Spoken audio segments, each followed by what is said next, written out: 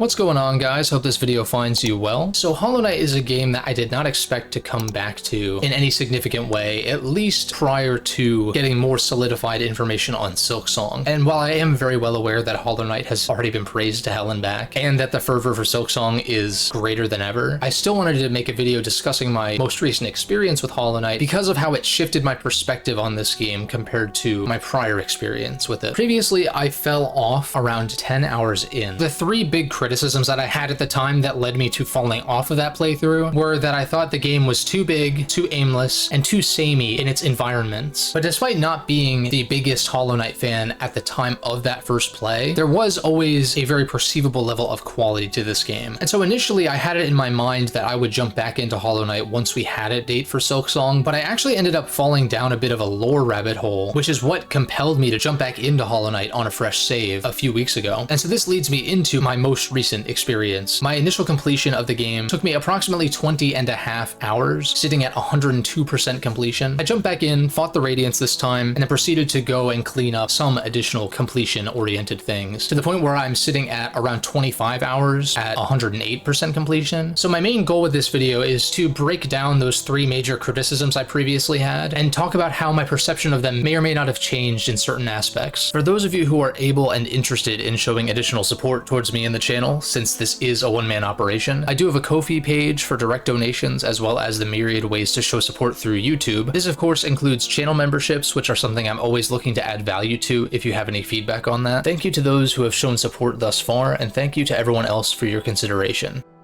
The first point I wanted to discuss is the environments being too samey. Of course, the main distinction for some areas is a tinge of color, which might not be enough for some people, and I think that's totally fair. Now, of course, you do have the areas that are more distinct, like Greenpath, Fog Canyon. I'd even argue Fungal Wastes and Crystal Peak as well. But while the areas I just mentioned, and maybe some others, do provide what I would deem to be enough visual variety, there are definitely a good number of areas that are just very dark and almost monochrome in a sense, like the Forgotten Crossroads, at least at first, City of Tears, Deep Nest, Resting Grounds, Ancient Basin, Kingdom's Edge. While I understand how many of these areas could be conflated as being samey, I think the atmosphere in any one of these given areas is strong enough to make up for that. I do want to highlight the sound design in this game, particularly when it comes to ambient noise and sound effects. I think those aspects of Hollow Knight's audio design tended to overshadow the actual musical compositions. I feel like it'd be pretty difficult for me to identify most of the tracks in this OST, primarily because it tends to blend in with the many other sounds that are happening at any given time. I actually don't mind hearing a lot of the sound effects and ambient noise prominently because that aspect of the sound design is excellently done. It's more so that while I could maybe identify certain tracks if they were played back to me, I could not for the life of me hum many, if any, of the melodies in this soundtrack out of context. Now, this is not a major criticism by any means, as this is actually a sentiment I've pushed back on in the past regarding certain video game soundtracks. I'm mostly saying this to emphasize that Hollow Knight's OST seems to aim for something subtler than you might hear from some of its contemporaries. The most notable exception to this is how the boss themes in the Grim Troop DLC seem to incorporate certain musical cues into the boss's attack patterns, which is something I would be interested in seeing more of because of how well executed that concept was in this particular case. If this was a feature in other boss fights throughout the game, it's not something that I was able to really notice this time around, despite how quality those compositions may be otherwise. Now, when it comes to my previous criticism of the map feeling too big, I don't necessarily think that is the issue. I think it's more so the placement of stag stations and benches at times, though this was mainly with late game, end game completion kinds of things, like going after grubs I might have missed, or because I didn't start the Grim Troop DLC until I was basically done with the game, doubling back to some areas I had already been through many times to collect the flames, which led to some of it being tedious, but it's pretty rare for completion to not feel tedious to some degree in pretty much any game. And also, I think backtracking is something that is heavily associated with Metroidvanias and therefore largely accepted as a part of the genre. But as far as this criticism earlier on in the game, when it is more so about the survival aspect of dying in a dangerous place, having to double back to defeat your shade and collect the geo that you dropped. Now, I don't mean this as a brag, but I just largely didn't have much of an issue going back to where I had previously died and killing my shade. Now, whether or not I died shortly after that again, or if I opted to double back after doing so instead of pressing further, I couldn't necessarily tell you, but I don't think I ever died 2 times in a row before defeating my shade and reacquiring the geo that I had dropped. Despite the system not really being much of an issue for me this time around, I don't think that the Souls-like death system is completely necessary in a game like this. Based on my experience in trying to upgrade everything at the very least, the fact that I had to still grind even without losing geo indicates to me that players who might end up losing a large chunk of geo would end up having to do even more grinding to get these upgrades in order to, you know, be more powerful and therefore not die as frequently. So it's kind of a layer of punishment that I just don't think I would miss if it wasn't there. And I feel more confident in speaking on this because about a month or 2 ago, I actually randomly jumped into Dark Souls 3 on a whim and fully beat it, did all the optional bosses in the base game. In that game, I definitely lost souls, and at least a couple times pretty large sums. But in that game, I feel like the further you get and higher level enemies you're facing, the more souls they drop, and so it progressively becomes easier to reacquire that amount of souls if you lose them. Whereas in this game, I feel like many enemies just don't drop very much geo, which in turn leads to Coliseum of Fools grinding for any significant chunk of geo, and that can be pretty time consuming as well. If this system were to remain in Silksong, which I don't know how that's going to work because, again, not a lore expert, but since the Knight in Hollow Knight is made of void, that's why his shade remains, whereas Hornet is not the same type of entity as the Knight. So from a lore perspective, I could see that system not being in Silksong. I don't know if it's been confirmed or denied if that is going to be a feature. The few exceptions to this as far as subsequent deaths were during the Dreamnail sequences, be it rematches against certain bosses or the White Palace, where I undoubtedly did die multiple times in a row, but those particular instances don't result in you actually losing geo or having to fight your shade again, which can also make that process pretty annoying as far as refilling your soul on a rematch. I understand why your soul is not replenished when you die in normal circumstances because of the whole shade recovery mechanic and all of that, but the process of fighting some of these Dreamnail boss fights became pretty tedious at times as far as wanting to go into them with full soul. Now, the main fight that this applied to for me was Nightmare King Grim, specifically because I would die on an attempt, get booted out, but because I wanted to go into that fight with full soul because of how tough it can be, I either ran or crystal dashed out of the tent over to the bench in Dirtmouth, sat there for as long as it takes for what's-her-name's ghost to refill your soul, and that's something that you would have to go out of your way for anyway. I think you need all the charms to even unlock that ability. Otherwise, I guess you'd have to go even farther to go refill your soul before the rematch. It's just one of those things, particularly with these Dreamnail fights, where I don't think much would be lost if you recouped any soul that you had before the fight upon getting booted out of the dream world. Because at least with most boss fights throughout Hollow Nest proper, you are more often than not doing some kind of a run back. And while I do find that annoying at times, you do have the Dream Gate that you can enable if you unlock that, which can cut down on the tedium. But more importantly, you have an opportunity to kill enemies on the way back to said boss fight to refill your soul, which is not something that, as far as I know, is present in these Dreamnail fights. Now, when it comes to the White Palace, that was a little bit different because, for one, there are periodic soul refill statues or whatever they're called. And so I guess speaking of the White Palace, I do think that the Knight controls really responsively, and much of the platforming throughout the game feels pretty good and rewarding for kind of mastering the feel of the character. But this is not Super Meat Boy, where you have a character that has an extremely small hitbox and is incredibly fast and nimble, on top of having infinite retries at bite-sized challenges. While I do appreciate the homage, I assume, towards Super Meat Boy, there are aspects to the design of that area and just kind of Hollow Knight in general that don't lend itself particularly well to such challenges. I think the main aspect that made segments of the White Palace frustrating were because even though there were checkpoints periodically, if you did lose all of your health, then you would get booted back several checkpoints all the way back to that previous bench. I don't necessarily think there should have been a bench at every checkpoint or anything like that, but having the checkpoints be permanent checkpoints, I think would have not only made some of those stretches a little more bearable, but also would pay homage a little bit more directly from a game design standpoint. But once I started using the honeycomb charm or whatever it's called, it stopped being much of an issue, because if I ever felt like I was at risk of dying to a particular obstacle again, I could just stand there and let it replenish. There are ways around it, but it was the one area I can think of that didn't feel as polished as the rest of the game. And the last major criticism I had of Hollow Knight previously was that it was too aimless, and this is the point that I'm most conflicted on, because while you aren't given your core objective until you stumble upon it in your exploration of the world, it does make sense from a storytelling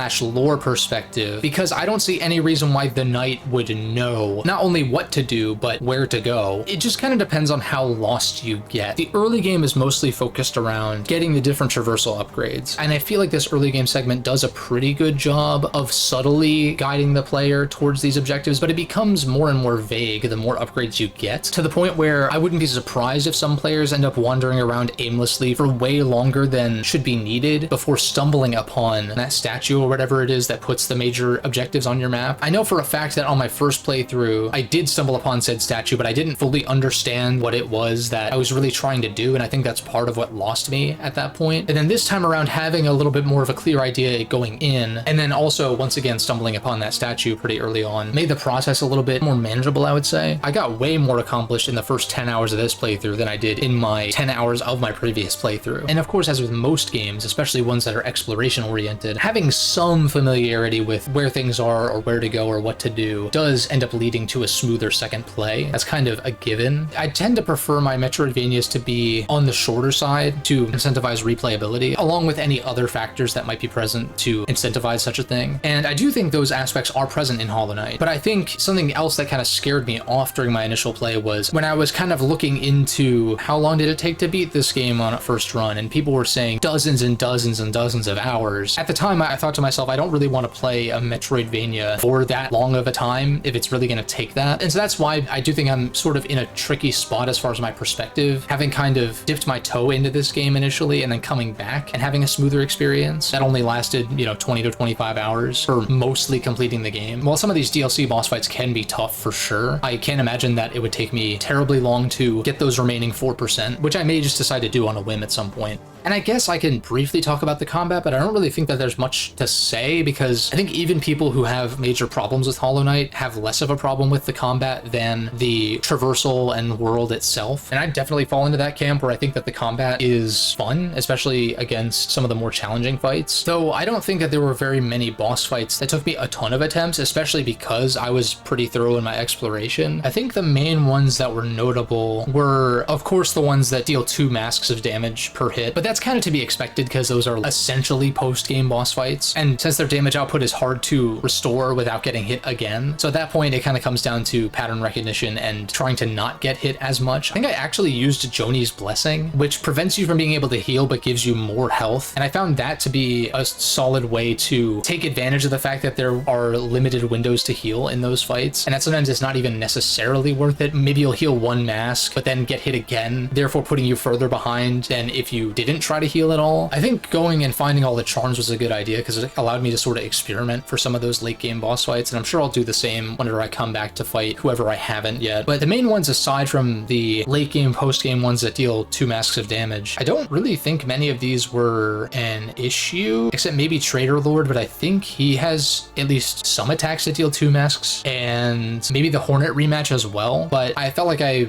had enough health or was able to deal enough damage fast enough, or felt like the boss patterns were manageable enough to where many of them didn't really give me much trouble, though I did enjoy a good number of them. The Broken Vessel fight is probably one of my favorites, actually, despite it not being terribly difficult to beat. By the time I got around to fighting the Hollow Knight, the only times I really struggled with it were when I was just kind of getting lazy or impatient, and that was mostly in trying to reattempt fighting the Radiance, which of course you have to beat the Hollow Knight every time, which if you're upgraded enough, it's not really much of a hassle, but that could be a little bit annoying. I guess the only thing I could say in criticism towards some combat encounters is that the visual effect when you get hit can be a little bit jarring and sort of obscure your position momentarily, which at times led to getting hit multiple times when I definitely could have avoided such a thing if I hadn't lost track of what was going on. But I don't think that's something that came up super often, not to any major detriment at least. But yeah, that pretty much sums up my most recent experience with Hollow Knight. It's a game that I definitely could see myself coming back to, partially, of course, to clean up some achievements, some of which require a second playthrough. I don't know if I'm necessarily going to go for like a Steel Soul playthrough, but it's always an option. I think it's cool when games like this have modes like that to give the most committed player something to strive for. If I was already looking forward to Silk Song, while not being as hot on Hollow Knight previously, now I'm definitely all in on seeing what Silk Song has to offer when that game eventually gets released. Team Cherry's in a very unique position where Hollow Knight was so successful that they have the luxury, I would assume, to work as long as they want on Silk Song and have access to pretty much any and all resources they could possibly want as well. Though it would be nice to get more development updates on it at the very least. Before I sign off, I of course want to thank my channel members and shout out the Space Cowboy at the Super Shadow Operative tier. Don't forget to leave a like and subscribe, of course, if you enjoyed, and I will catch you guys in the next video.